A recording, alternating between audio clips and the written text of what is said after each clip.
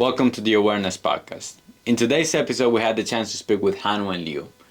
Hanwen is the head of sports science and strength and conditioning of East Tennessee State University's men's soccer team. With Hanwen, we went into the weeds of how data and science is used to help your players perform at your best.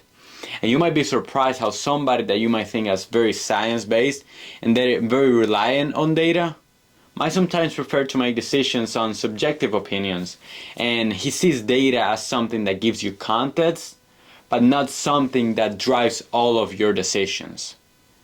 Also, with his background in UFC, we really went into the differences of combat sports and team sports, but also things that they have in common, and the principles that he applied in the UFC that he's now applying on East Tennessee State University's men's soccer team. So if you're somebody that's just more interested and really wants to know what it takes and the things that go behind the performance of an athlete, this podcast episode is definitely a must watch for you. Enjoy. Hey, what's up, guys? Welcome to the 28th episode of the Awarenezzz podcast. Today we're here with our guest, Han. Thank you very much for being with us. And yes, introduce yourself to the people. Thank you. Thank you for having me here today. My name is Han. I'm currently working as a sports scientist and strength conditioning coach for the East Tennessee State University's men's soccer team. I used to work with UFC in the past summer and the USL in the last summer. So I got a little bit experience in both like professional and Division One university.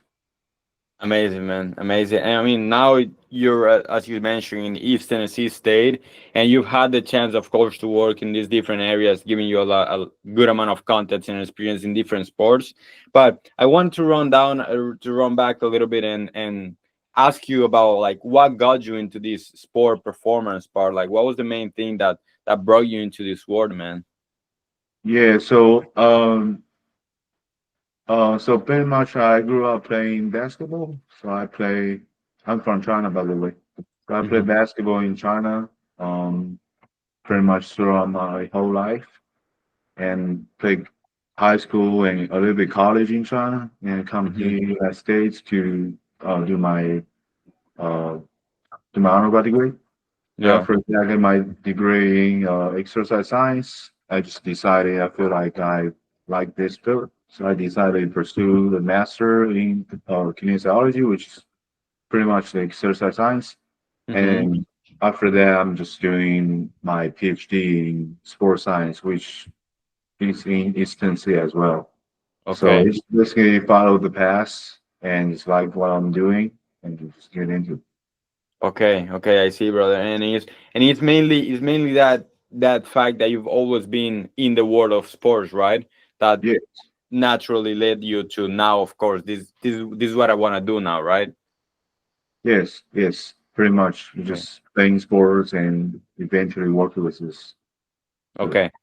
Okay. And now we know what got you into this world. So for us and also for the people that are watching the podcast, I wanted to ask you, how does a day to day in your work look like as a head of sports science and strength and conditioning in East Tennessee? How does it look like? Like, what are the main things that you take care of? so for me, my role is basically use GPS, so the catapult to Mm-hmm. tracking their volume on the field. Um, Mm-hmm. so I go to practice every day with them and, leading the warm up and give them the GPS and tracking their data. And after that, I'll go back and analyze the data Mm-hmm. and report to the coach. And Okay. besides that, we have now it's in season, so we have a couple of strength conditioning sessions per week. So I'll Mm-hmm. basically do that as well. So that's pretty much my daily job. Okay. So mainly looking at the data and then based on that data, programming those strength training sessions that you mentioned that you also do, basically, like in a nutshell. Yeah, for sure. So for the strength conditioning, we have basically before the season starts, we have the tests in the Mm-hmm. lab. So we basically test their jump height, their maximum strength. We do like asymmetric inside pull, Mm-hmm. and their body compositions and everything. And after that, we will basically analyze the data and see what we can improve or which area we should do more and stuff. And we, based on that, we have the strengths and conditioning program. So we, so the strengths conditioning program, we have it before the season starts. So every new year, we have an annual plan for the Mm-hmm. rest of the whole year. So it's yeah, it's pretty much running down in the program, and Mm-hmm. we of course we can make some adjustments based on like how they feel and how the volume looks like on the field. So maybe we can make a little bit change on the wiggle stuff like that. Mm-hmm. All right. No, perfect, man. And I mean, now we have a good idea of like how your day-to-day work looks like. Of course, you analyze the data that you get from this GPS equipment and also from the assessments that you do at the beginning. And then, of course, you execute those training plans and those strength and conditioning plans on the athletes. Now, I want to go back a little bit on your journey and ask you about that experience that you had at UFC. I know it was something that was a short amount of time, but it still is something that I think is worth asking. And I just wanted to ask you a little bit of like I think everybody's interested and also us as well on how does a combat athlete, an MMA athlete train? Like what are the main things that you're looking for in a training session with them? Yeah, so I think the biggest difference between UFC and I'll say where I'm working right now, or any other division school, is the systems. It's kind of different. So in UFC, it's more specific for each part of the job. So for example, sports scientists, they do their jobs. We got physical therapists, they do their job. We got strength conditioning coach, and they'll do their job. So it's uh, more like a team, right? Working in the UFC. While here is more of a sports science do. I do both sports science and strength conditioning. So it's kind of there's not like I say it's mainly because of the funding and how the system is setting up. So the how the things works are a little bit different. But in terms of training, UFC athletes of course is different than the soccer players, but Mm-hmm. there are still a lot of similarities between those two sports. Um, Mm-hmm. for example, they both super heavily on conditioning, right? So for soccer players, pretty endurance. Soccer is pretty endurance based Mm-hmm. sports, and so Mm-hmm. much so as and combat sports. It's pretty conditioning based sports as well. So they still will focus on a lot of on the conditioning side.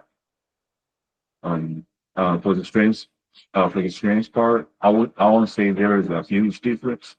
Um, I would say for both or for pretty much every sports, they uh, they just need to be strong.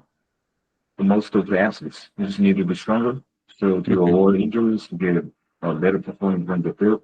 Of course, there'll be some like space, so basically training. For example, like UFC athletes, they'll be more like the punch, upper body punch, power training, Mm-hmm. on strength training, while like soccer players and then not like focus too much on that. Okay. They'll soccer players may focus more on sprinting, the sprinting mechanics, focus more on biometrics and stuff like that.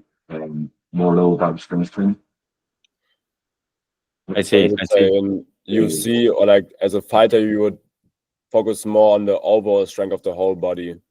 Yes, Yes. and how to how to use the power like generated from the legs into the arms.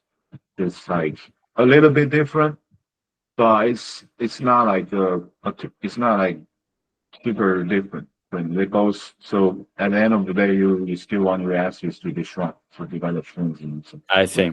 I see. So the principles overall are the same. You want to have a good amount of conditioning. You want to have a good amount of strength. But then the specifics of okay, of course, a soccer player wants to be able to dribble and kick a ball. while the UFC fighter wants to kick a person and punch a person. So like what goes inside of those specific systems are different. So that's where you're gonna train, right? Yes. Um, I want to add on another thing. Like, UFC is pretty unique. It's a weight class sport. So I would say a huge amount Mm-hmm. of their training is to, especially when they have a game or they have a competition coming up. A huge amount of their training is just getting them into shape. So we're trying to do, working with the nutritionist, the strength conditioning coach, working with the nutritionist, and basically come up with a plan to, to make either, gain weight or losing weight. Most of the time it's losing weight, right, to make up the weight. So a lot of their training is to, to get into shape and bring the Yeah. weakness. No, that's a great point that we actually wanted to talk about. On like, how do you manage a performance of an athlete while they're in a moment of caloric deficit, when they're under fueling, because that's what they want to do for the fight. Like, how do you make sure that the training is still being effective, uh, considering that they're not getting fueled as much as possible? And how do you account for that once you're tracking the data that you're getting from these athletes? So I would say the main parts is to tracking their calorie intake. Mm-hmm. Um, and for the combat athletes, I would say pretty much they are pretty familiar with how much calories they intake, a day to get down their body weight or so. Mm-hmm. Of course, the nutritionist will help them, but the main thing is to make a calorie deficit, but it's not like too much, and it's Okay. yeah. So and it's a long-term process. So it's not like a short-term process. So their plan is maybe 10 weeks before the competition or maybe, 4 weeks before the competition. So they still have time to figure out. But, sometimes it's hard because I met some athletes in the UFC, they are already super lean and 10% body fat, and they're still trying to lose like 20 pounds of their weight, Mm-hmm. something like Yeah. that. So, a lot of you can do is conditioning and lower the weight to like the center range, usually is within 10% a week before the competition. Mm-hmm. And after that, if it's within the 10% range in the week before competition, they'll do acute, weight loss purpose, which which is more strict and more like focused just on like losing weight. That Okay. one, a lot of their training will basically like drop a lot of the volume and everything pretty much, and just trying to make the weights. Right. Yeah, I So see. uh, So you have to also take into account the percentage of body fat that the athlete has, because as you mentioned, it's not the same as if going from 15 to 11. 11 is still a good point, but then if you're going from 10 to 5 or 6, then you get it to a point where when the performance of the athlete can actually be compromised, right? yeah, so at that time the goal is not performance. It's not like um train hard in the weight room, man. I mean, the at that point the goal is to lose the weight, to make the weight. So in the weight room is more like maintenance and do whatever to make the weight. So it's pretty much the training. What you do in the weight room or in general or training is depends on what your current goal is and what your long term goal is. So this should be a plan like way ahead before right before what Mm-hmm. happens. So it's more like a long term process. I see. Yeah. I see, and it's also interesting because I was looking a little bit into that, because for me that's super interesting. That weight cut process of the combat sports athletes, and Yeah. actually a lot of people, because you see these huge like cuts in weight and everything, and I was also reading and looking that actually that last amount of weight that they lose, which is the most extreme one, is mostly liquid. Like what they end up losing all those 10 weeks before that you mentioned, that's the fat percentage, and that's done in a safe enough amount of time. But then that rest that they end up losing that last week ends up being mostly liquid. They end up gaining that like that same day, you know? Yeah. So the point of like making weight, so basically like accurate weight loss, is Mm-hmm. not really to making the weight. Mm-hmm. Right? I think the weight loss ratio related to the weight loss is not Mm-hmm. that actually is not like correlated or Mm-hmm. not that important. The main part is to regain the weight the day Mm-hmm. after the weigh in. So basically the time after the weigh in. So Mm-hmm. imagine like you have the components and you can get into like you have the perfect weight loss and you either have to lose anyway. Okay, Mm-hmm. but your opponents they lose 10% a week before and then regain that within Yeah. one day. Now he's like way heavier than you. Yeah. So that's the point is like the actual weight gain is not really trying to make the weights. It's more like the regain after the weight loss.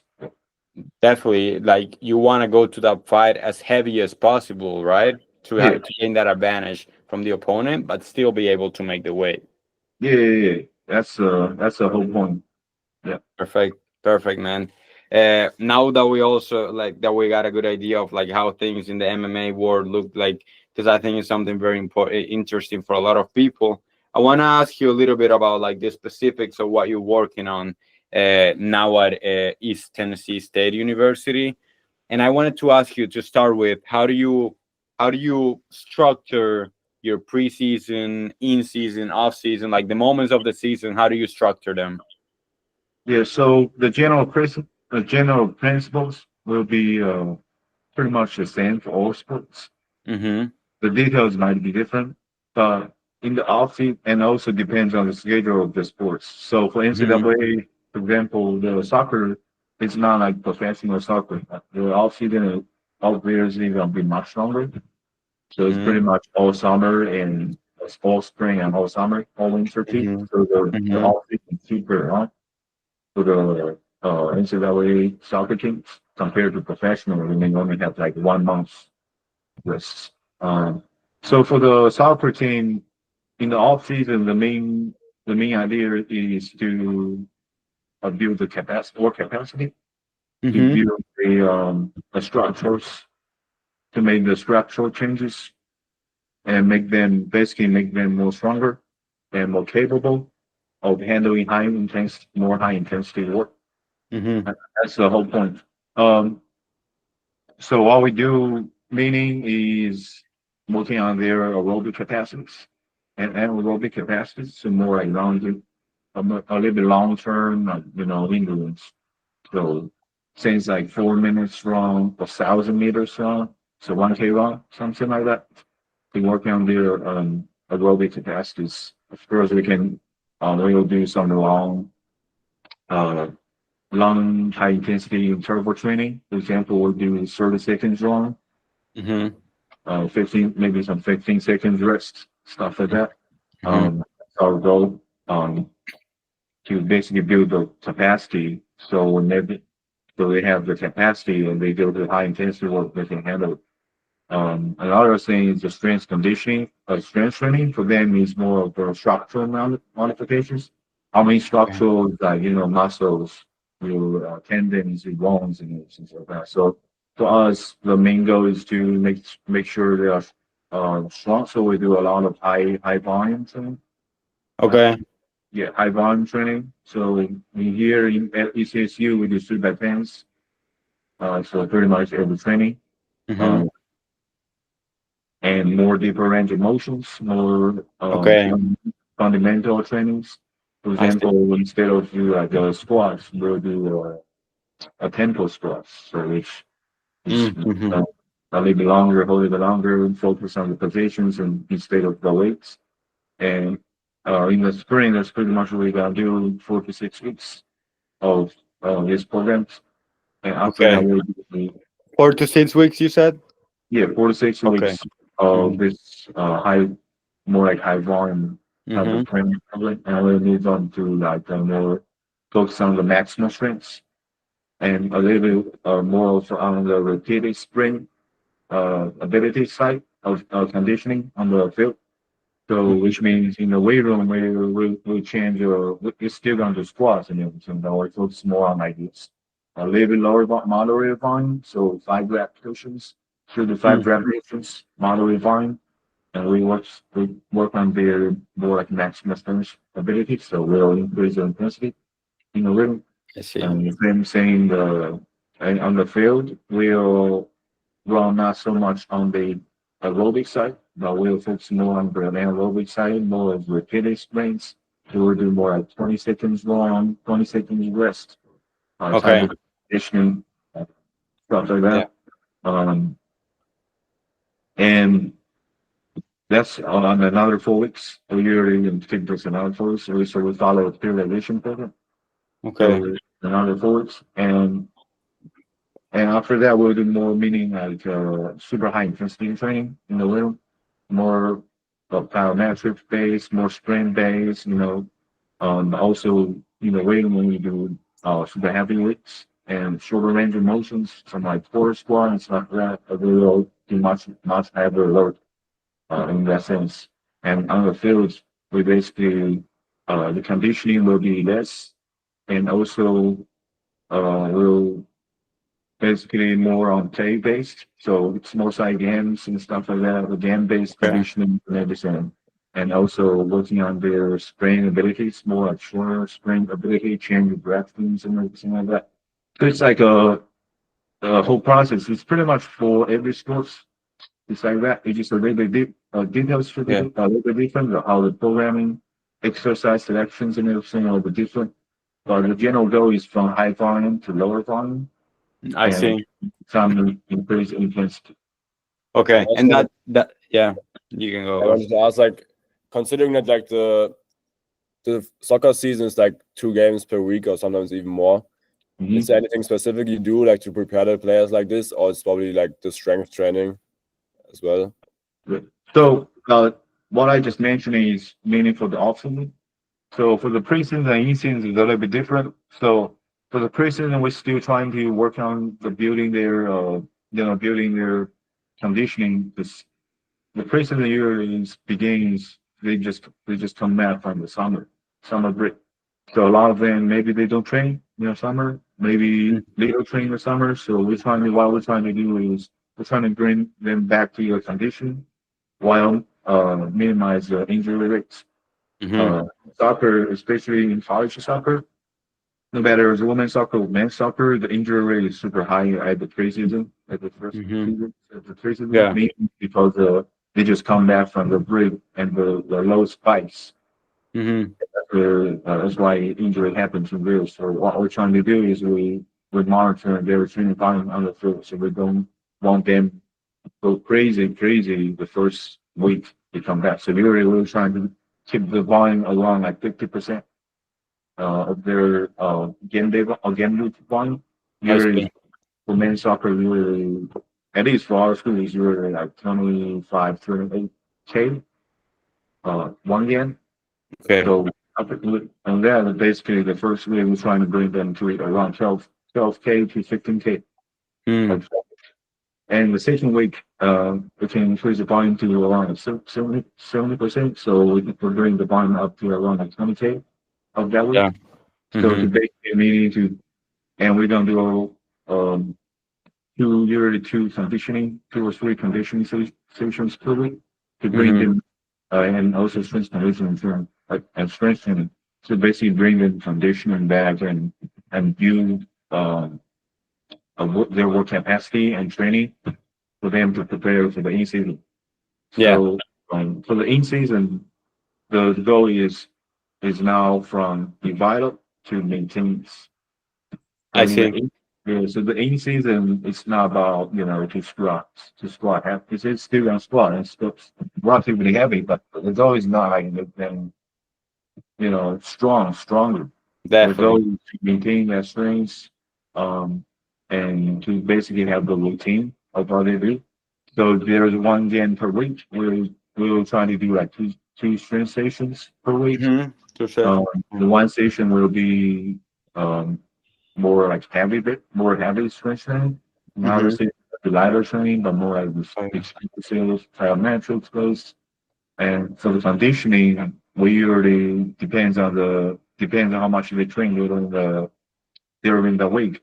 Um, it's more like maintenance, and also some of the players who didn't play in the game or who didn't play like a lot of minutes in the game, we'll make them do supplemental like conditionings the day I after the see. game. Yeah, and also for the foundation base is basically to make up whatever they didn't get in that week. So for example, if they so every week we're trying to make sure they hit their maximal speed or 90 at least 90% of their maximal speed. So if you're gonna hit it, we're gonna do some sprints, either before the practice or after the practice. So we're gonna do some sprints, um, all around like 50 meters. We'll do like 35 sprints to basically keep their. It's also like an injury prevention training because sprint is basically one of the best exercises to prevent the hamstring injuries. So we'll Yeah. make sure they'll hit that volume every week.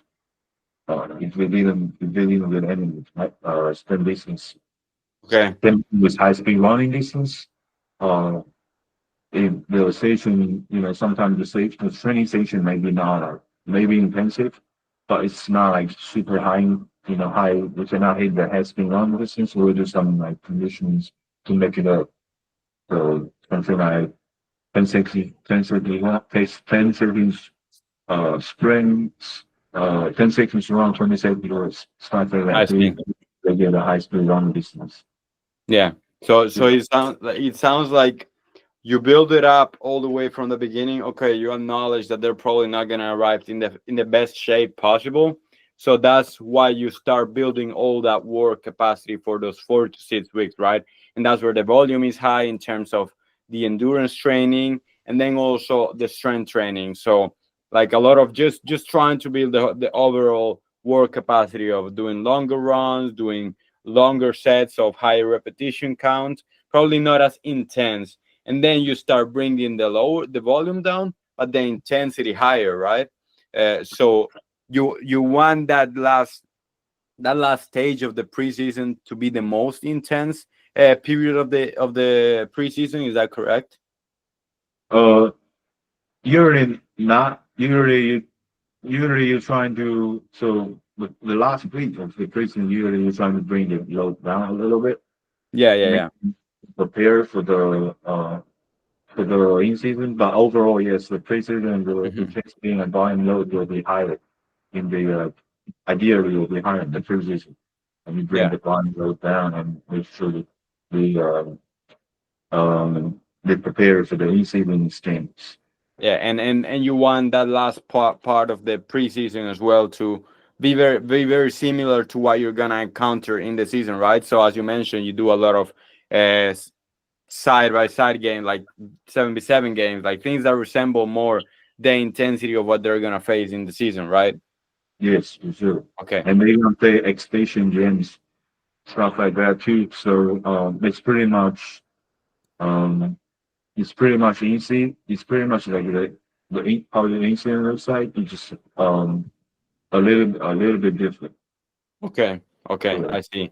No, amazing, man. And now that we have a good idea of like how do you structure your preseason and also your season and like the main things that you're trying to work on, I wanted to ask you about the data that you look at in those specific moments, right? So, uh, what are the main KPIs, the main performance indicators that you're looking for in a day-to-day basis? Let's say, for example, now in season.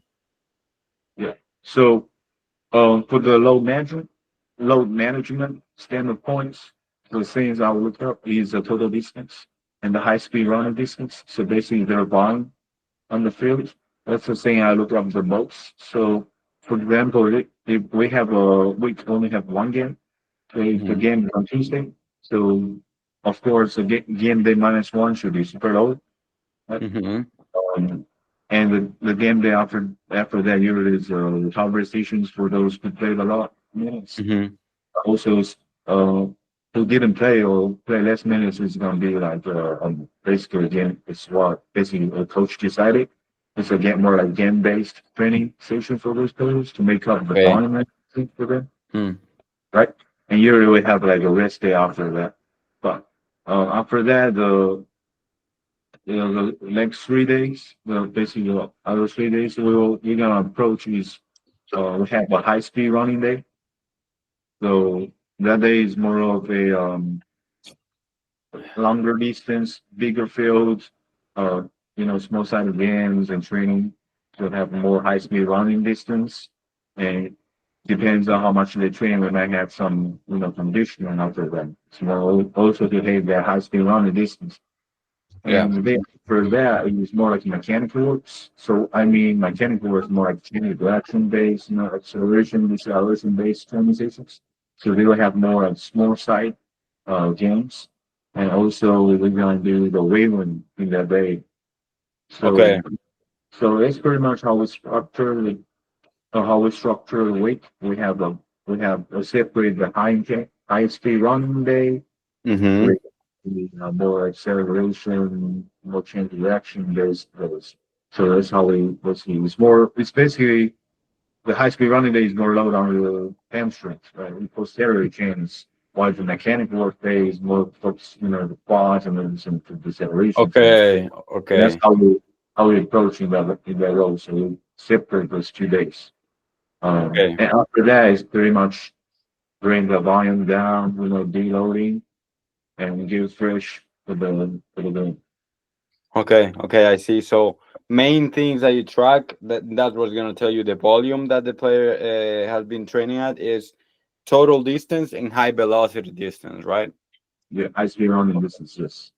Okay, okay. And then you mentioned a point that I think is also very important for those guys that don't necessarily play each game. You mentioned that the coach, of course, it's up to the coach, it's their decision, but usually there will be a game that resemble like a training session that resembles the intensity of the game, right? The day after.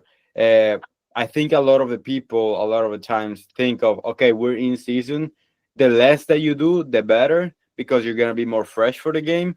But then Mhm. also, you still want some type of load during the season, right? No. Yes, for sure. Like the early season, we're still trying to keep relatively high volume. Mm-hmm. Not high volume, but compared to the rest of the seasons, Yeah. it's supposed to we have a higher volume load for Mm-hmm. the early of the season because a lot of the games is not conference game, so it's not really counts. So Mm-hmm. that's what we try. That's what we're doing right now in the weight room. We still do 5 repetitions. Um, Okay. but like after this month, actually next week is our next week, our last week. So after that week, we will drop the volume down and Okay. both on the weight room and in the training, you drop the volume down. Will prepare for the conference. So you I still see. have a little bit high low, those flows. It's I not like see. you just go down and just maintain it because like you cannot really maintain for more than 4 weeks, to be honest Oh, with you. yeah. So Yeah. the mental performance. So we still want trying to peak before the most important games, which is the conference in Oh, tournament. Yes. I see. You just have to be smart about the timing of that high load so it's not affecting your performance in the game, right? But you still want to be to give the player the exposure to that high load and like high point that you're mentioning, right? Yeah, it's Yeah. still want to give him like a stimulus. I see. I see. And to finish it off with the KPI part, is there anything else that you look at besides just the total running distance and then also the high velocity distance? Uh, I would say the other thing is the maximum velocity they have that week. Mm-hmm. So like I say, you want them to hey some 90% about 90% of their maximal velocity, like previous maximal velocity during the week. So Mm-hmm. if they didn't really match that, you will do like the sprint stations or sprint drills for them to basically make up those like high velocity with stimulus for them. Okay, okay. And is that 90% based on whatever test you guys did at the beginning of the season or like last week, highest velocity or how what do you base that percentage on? We're based on we have the sprint tests before Sprint test. 40 Okay. yard dash tests Mm-hmm. before the 40 meters dash test before the season starts. So we based on that. But pretty much but pretty much we'll do like the sprint every week. So they will have their maximal velocity like every week. So I can see like how they progress in their maximum velocity. Also, you want to know, you want to have the data of what's their maximum speed every week. Yeah, we can get Okay. the data from the GPS. Okay, I see, I see. And now that you mentioned that you guys do the sprint test at the beginning of the season, I think that's also very important. I wanted to ask you, what are the main tests that you guys do at the beginning of the season? What are the main things that you're looking at? Yeah, so the physical test parts, the main things we do is besides testing the lab, so the jump test, last metric knee cycle tests, and again body composition tests. On the field, we'll do a change of direction. So 505 change of direction tests. Mm-hmm. We'll do a 40-meter dash tests, and at the end is the yo-yo tests. So Okay. it's what we have to do. The other thing we look at before the season starts, meaning I'll see is their 40-meter dash and their Euro tests. Usually, is their Euro tests. So we're trying to we can have a good ideas of how their conditioning looks like in Okay. that at that time. And usually, at least for our school, I don't know about other schools. Usually, when they come back from summer, their condition is one of the best. So we're Mm-hmm. trying. That's why we do a lot of conditioning training, the basic, and I trying to see. bring them back to the shape.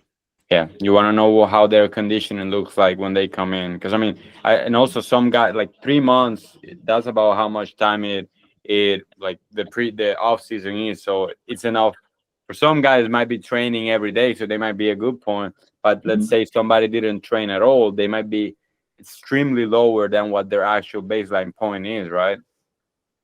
Yes, for sure. And also, sometimes we can have a little some information to the coaches to decide what we're gonna play in the season. Mm-hmm. Like I mean the formation. Um, for example, um, you may have a team coming up this year, and we don't have really good um or not really good, but those who can run a lot on the wing. Mm-hmm. So Mm-hmm. it's like okay for the coaches, they might play more. They might change your formation a little bit because they might put more like guards on the field because there's nobody can Mm-hmm. cover those the sides. So Yeah. that's the other thing you can consider. Okay. Like for example, last year we have two winners which have super high use for, Mm-hmm. so they can cover the whole field, right? Because they have the condition to cover the whole field. So I see. our formations are a little bit different than this year because of that. So that's another thing we can provide information to the coaches is Mm. okay, like their conditions like this, and they can see during the practice, right? If this team can do this or that. So it's Yeah. another thing you can retract from. Yeah, and makes a lot of sense. Like depending on your formation that you're gonna use, I mean, some players are gonna be used more. Like for example, there might be some formations that might use their fullbacks more. So you might want them to be able to have more condition, to be able to go back and forth even more. Some may rely more on their midfielders or things like that, right? So it really makes a lot of sense to have that communication with the coach and relate it as well, because people might not relate the tactic part with the strength and conditioning aspect. But then it's actually very related, because for you to actually develop those tactics, you need to have the players well conditioned to be able to implement those tactics, right? Yes, an interesting part is usually we don't tell or the coaches won't ask you like who has the highest Euro score. Mm-hmm. Um, but the interesting part is they usually prefer to play players that has higher Euro score, and they a lot of times they don't even know who has the highest Euro. So Mm-hmm. that's another thing you have to consider is that your Euro score or your conditioning may reflect like how much you can pay in whole Mm-hmm. fit. So that's another thing to think about it. And not only in our team, but in the fit, you can see in other levels of soccer is the higher level team Mm-hmm. usually have higher level of condition. That's Yeah. the better team is better conditioning wise. Yeah, So that's another thing about if you want your team to be good, like the condition is at least for soccer is a really important. definitely, definitely, man. No, man. I think it's just great to like have all these insights, especially for us being in the college soccer world and the college athletics world, and also for a lot of the guys that are watching that are also interested on getting to that part, to that point, on seeing what actually takes in the day to day life of college athletics and inside their performance, so they can start working on those things from a young age. So I really appreciate you taking the time, man, to sharing those experiences, brother. I don't know if Matsu, you have anything else to say, man. It was really interesting. I think my internet was a little bit bad right Yeah, now. I was a little bit behind sometimes, but like the stuff I heard was very interesting, and like also like adapting the stuff to the tactics you play, knowing next opponent and everything. It's great. yeah, man. I was just wondering if you're fine with that, and if you have the time for it, we can finish it up with some rapid fire questions, just Yeah, to finish it. Yeah, for sure. perfect, man. So Yeah. can you? I think a big part of like also sport performance and sports scientists is uh, managing. Okay, my experience, the theory that I know, but then Yeah. also like the practice, like what is actually realistic. So I just want to ask you if you could share an experience where you relied more on that practice part, on that like experience more than in the data, and that it actually may ended up being successful. Uh, so you mean is so your question is like the data is our data like important for or Yeah, like if there was one situation in which you didn't rely on the data but more like in your intuition oh, and okay. it Yeah. actually ended up being good, Uh, or yeah, for something that sure. happens in a day-to-day basis that you do that. Yeah, for sure. I'm a person. I don't really rely on the data. I'll use the data. Okay, I don't rely on the data. So okay. I think the data, the main role of the data is provides you the feedbacks. Hmm. So, I see. so for example, if you want to get some, you have a goal here, and the data has helped you to give your feedback of if you're what's you doing on the field is that working or not. That's Mm-hmm. that's what Okay. the data gives you. So, for example, if we want them to be stronger, we want our athletes to be stronger. We implement this type of training. We have a pre-test, we have a post-test, and the post-test data basically tell me is okay, this training works for the Okay. athletes. So the Yeah. data is more like a supplement for you. Um, I like there is a coach, sometimes tell me not our coach, but other teams coach. He said I don't use GPS because I don't need the data tell me if they are tired or not. I can just say from the face. I think there are some like good part of it, like you can tell if the athlete is tired or not just by talk to them. Mm-hmm. But also the other important thing about data is if you don't have the data, you never know like how much you run. You can Yeah. only thing you can do is guess. So that's not super accurate. So for me, I would share one thing is in the weight room. I don't really rely on the data. Is I don't really care, especially for a lot of freshmen. I don't really care about how much they squat. I can just by see how they squat. I can tell like if they are strong enough or if they are ready enough for the high intensity work. So for Mm-hmm. me, like I don't really care about how much they squat. If their movement are right or their, you know, uh, the stabilities of the movements, for example, I is see. so I will basically modify based on that. I don't really care about how much they do in the it's Definitely, definitely. So it's not something that you program based on, but it's more like something that you look at yeah. to A lot of evaluate the times, program. yeah, especially in the weight room, a lot of times it's from the how you say. For example, he can squat normal, but you can literally tell he has a deficit between two legs, Yeah, right? So that's something you need to figure out, you need to like address during the training. It's not only like the weights they do. I see. I see Yeah. what you're saying. What's one favorite piece of performance tech you ever used? My favorite what? Performance, like technology to track. Technologies. Yeah. For soccer, I think GPS is super good. Hmm. If you compare to other sports, soccer may be the only sports, or maybe football and other sports, but like soccer, using GPS is the best technology in my opinion to control the overall volume of Especially on the daily basis. yeah. So that's What? yeah, I do it a Yeah, lot. amazing, man. And what's one recovery tool that everybody should use and that costs almost nothing, if there's one? Go to bed earlier.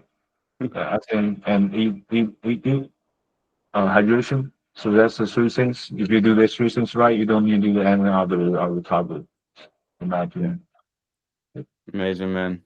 But And what do you think about ice baths? Do you think they're good or not? ice baths in general, no. But break down more details. Definitely not use ice baths in the off season. Because it just gonna hurt your adaptations. So it's basically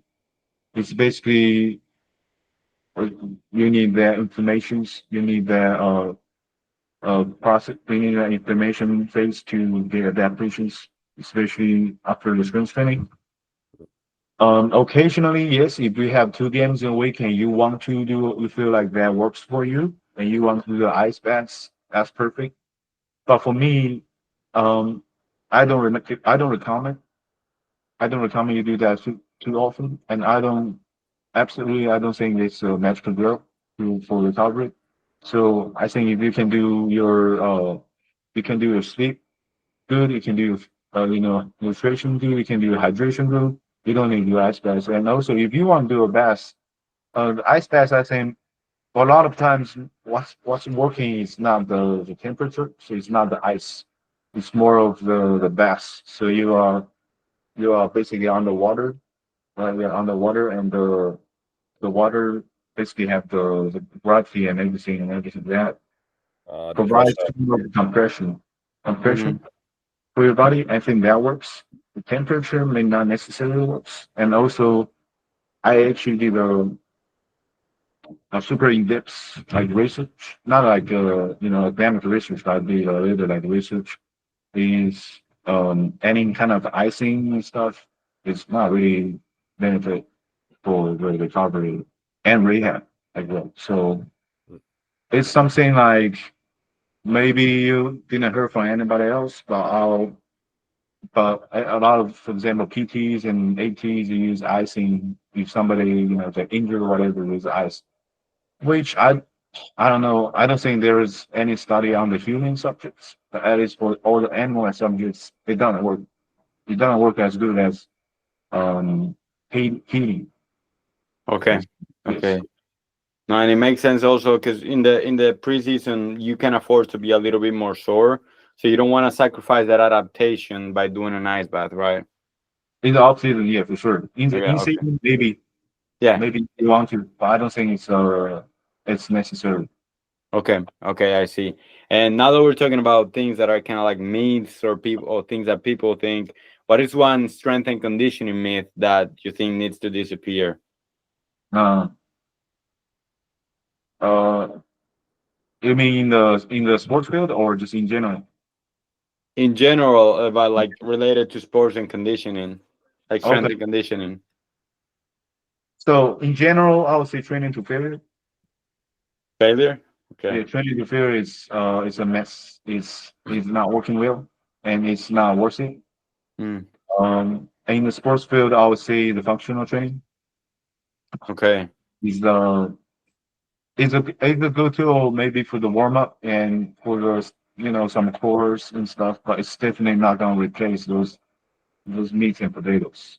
So basically, Okay. you still need to do squats. You still need to do Olympic weightlifting drill, movements.